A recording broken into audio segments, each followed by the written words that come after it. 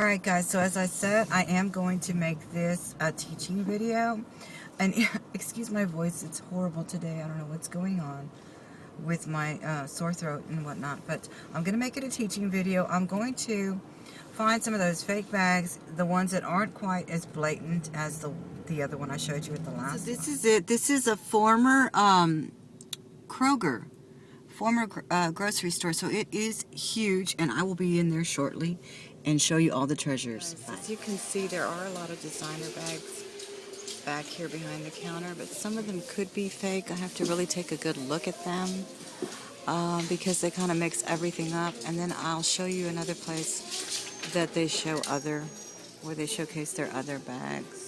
So here's an example of a fake bag. This is a pretty stylish Dooney and Burke, but as you can see, if I look under here, it's actually glued. Can you see how it's glued there?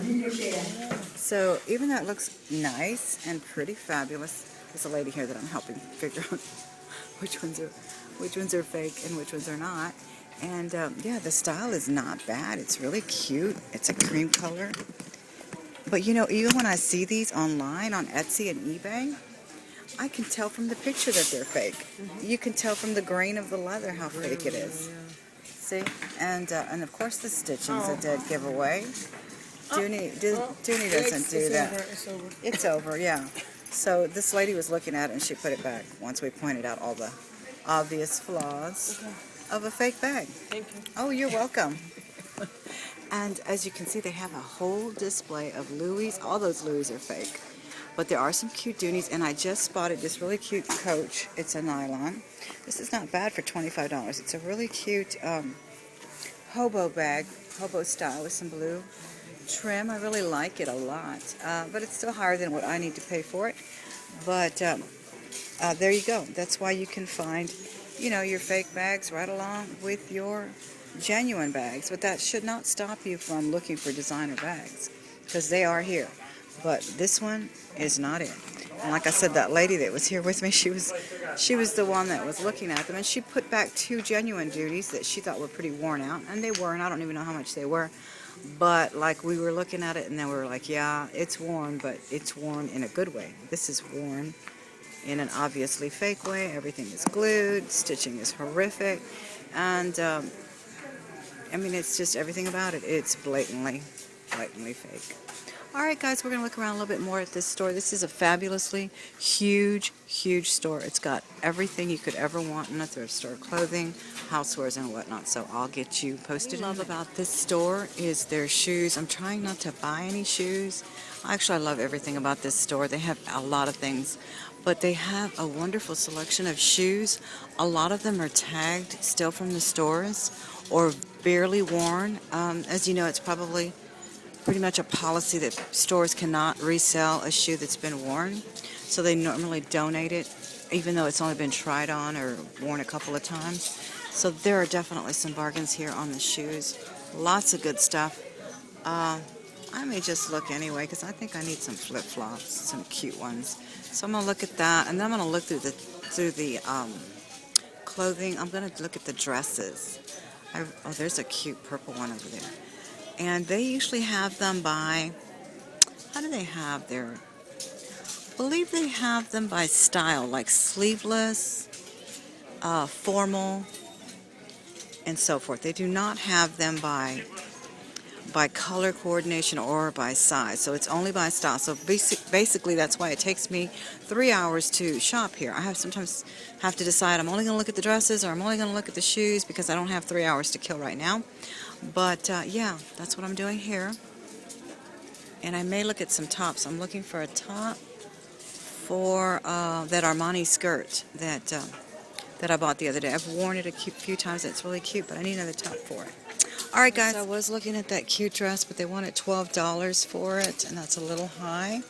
As you can see, some of these dresses are all marked $12, $9, but I keep looking and then I'll find a markdown. They always do markdowns as well. So here's one for $6, and I think I even saw one for $3 over here. And since I don't have too much time for shopping today, what I'm going to do, And what I always do is grab a basket and just put everything in the basket that I find appealing. And then when I'm in line, and I especially do this on Sunday because I have a half price on Sunday, and the lines get really long, then when I'm in line is when I start weeding out the basket. So that's pretty much what I do. This section, the housewares, I really like. I decided not to look at the clothes because I really don't even have them in my closet right now. I need to try not to do that. So, and I did look a little bit to see if there's anything I wanted to resell, but look how cute those are. These are pressed glass. There's 4 pieces and little dessert dishes. Aren't those cute? So that's the kind of stuff you see here and there. Of course, just regular, cereal bowls.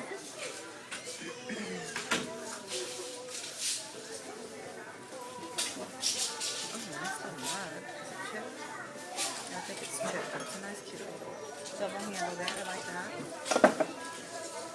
And there it was, a 99-cent milk glass vase. And I love these for stacking bracelets and just because they're fabulous. So, yeah, that was one thing I did find here in the housewares. One of my favorite areas of this thrift store. And this is only one section. They have about 5 more sections with housewares and whatnot. So let's go. I've stumbled across the bins and the mass of purses that I have to go through, and I will go through all 3 of these in order to find something that I can resell or keep.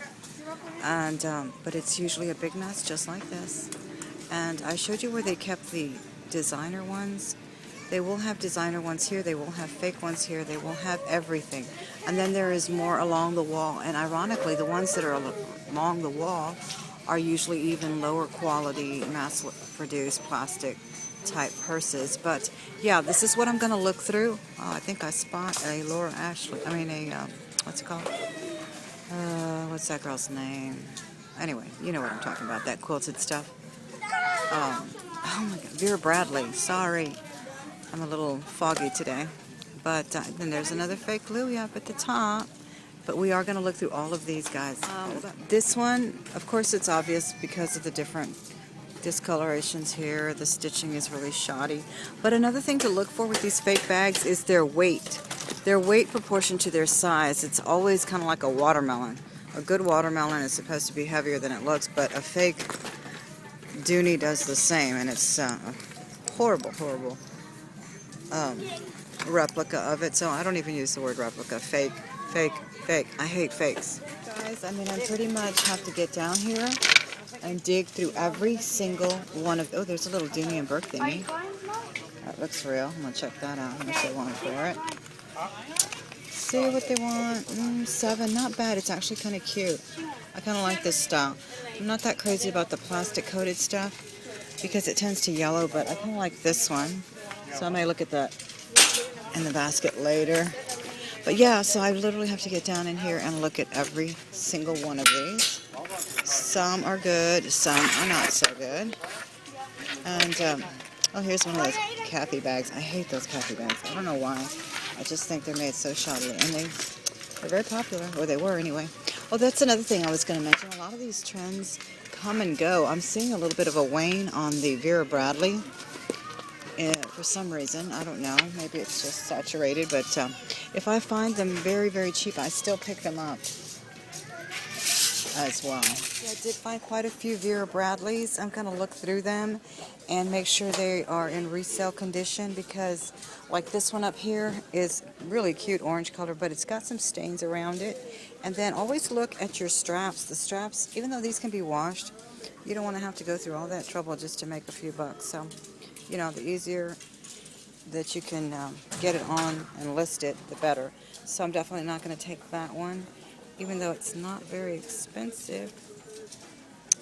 Actually it is. Look at that. Isn't that crazy? 1981. And then this one is not that expensive, and it's in much better condition. This one's, I believe, yeah, $6.56. So I'm definitely going to take that one. Isn't that crazy? That's what I'm telling you. Definitely going to take the darker one, leaving the other one that's actually, I can't believe it says 19, but it does. $19.81. Wow, that's crazy. Alright guys, and I'm looking through some other stuff and then we'll get back to you. Alright, this is another fun section to go through. I literally usually get another basket and then just start putting things in another basket so I can look through this mess because it winds up on the floor anyway. Check it out. See, everything is on the floor. And I hate making a mess for these guys that work here. It's just so inconsiderate. So what I sometimes do is get another basket, even if it's just like a little wicker basket, and start putting things in there so that things don't fall on the floor. But there's usually really good wallets and things like that in here, along with the baby stuff that I'm not going to use, of course. But you have to dig through all of this in order to find something. So anyway, yeah, here's another fun bin. I'm also going to look through this abyss of, sorry about that, covering it up with my fingers, of scarves, because not only do I collect and love scarves, I especially used them before I started letting my hair go silver. I used them quite a bit, but I still love them because they're just fun. But I'm also always in search of collectibles like Poochie, you know, the 60s brands like Poochie, and then I had a really good run once on Peter Max, the artist.